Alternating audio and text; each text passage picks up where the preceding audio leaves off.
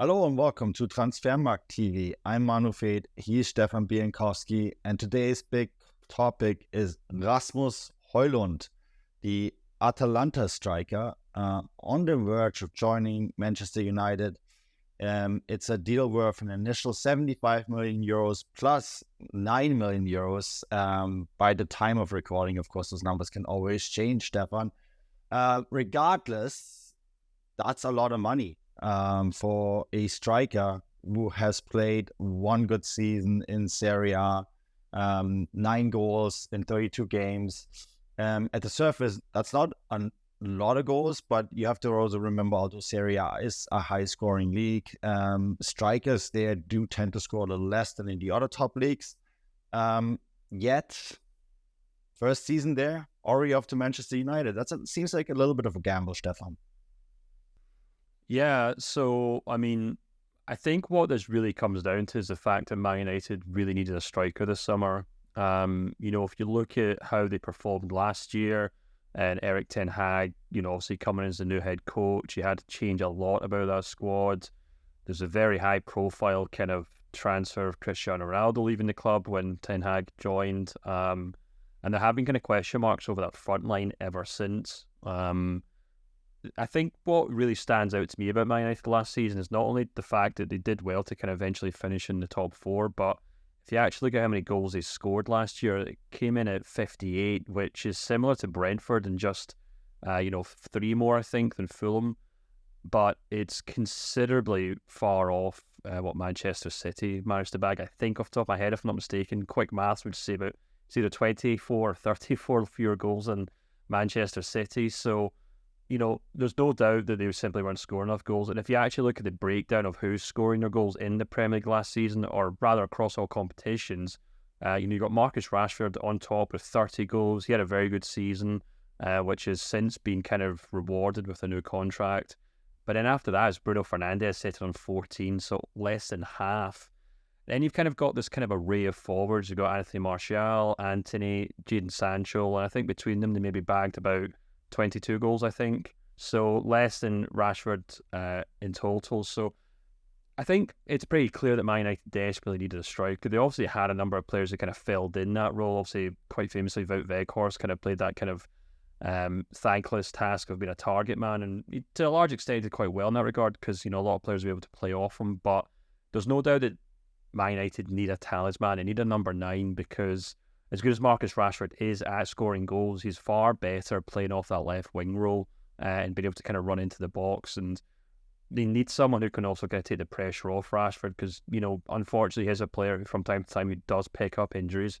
And, if he's not starting and fully fit for Man United, then the wheels do begin to fall off this team. So I think that's probably why they're so desperate to sign a striker this season. And it looks as though Højlund is the man for the job. Yeah, I think you're quite right in your assessment that Man United do need a forward or a striker, who plays in that center role. I actually did see Manchester United on the US tour against Borussia Dortmund, and they played Jadon Sancho in that role, right?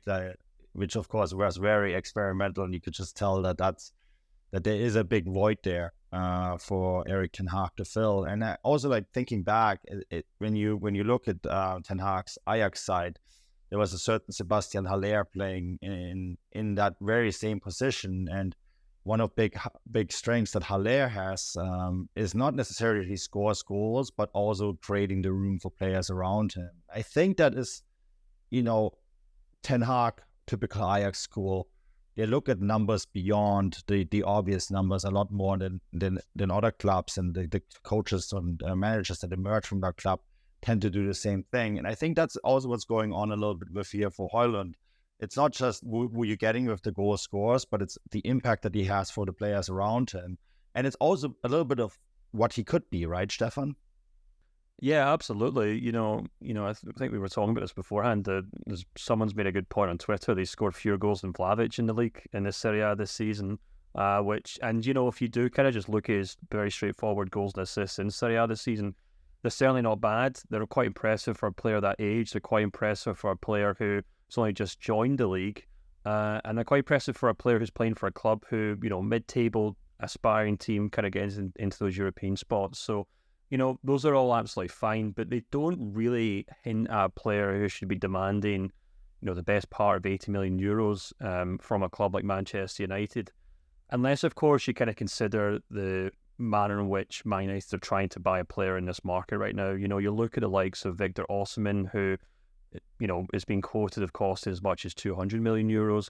Harry Kane, who will likely end up at Bayern Munich for the best part of 120 million euros maybe. And God only knows how much Kylian Mbappe would end up costing if he does end up leaving PSG this summer. So, Man United, I think, have kind of made a pretty smart move in deciding that they're not going to try and go all in one of these kind of top-tier strikers, but instead they're going to try and spend a little less money on a player who could eventually evolve into one of those kind of top-class players. We actually did a feature on Højlund long before this kind of transfer saga started. We did a kind of profile on him, and we had Yatin Dietel, who's the area manager in Italy, and what he said to me was that in Italy, Højlund is kind of considered the player who could back then, before this whole transfer saga began and he was looking likely to leave for England this summer, back then he was considered a player who could develop into the next Victor Osimhen in Serie A. They do have kind of similar traits, and Højlund's a very fast player, it's a very kind of dynamic number 9. So I think Man United might be kind of trying something different here. Rather than going for the blockbuster signing, they're maybe going for the player who you would expect him to try and sign in 2 or 3 seasons once his market value had doubled. And if that kind of pays off for them, then, we might be looking back on this in 2 or 3 times in 2 or 3 years' time saying, wow, Højlund was a bit of a bargain. Yeah, no, absolutely. I think it's a very promising player here, and one that they desperately need, just judging from what I've seen in preseason from them on the US tour. So, yeah, it's going to be interesting to see how he does impact once he arrives in the Premier League. Of course, coming from a different environment and all that is always challenging. But I think in Erik Ten Hag, he has exactly the coach that he needs to succeed there. It's going to be, an interesting one. And so let's keep an eye on that, Stefan. Keep an eye on all the other transfers, of course, on Transfermarkt, in our live tickers. You can discuss them in the forums. Check out the news ticker, etc., etc., etc. We have you covered, and we'll be back soon with more content. Until then, cheers and bye-bye.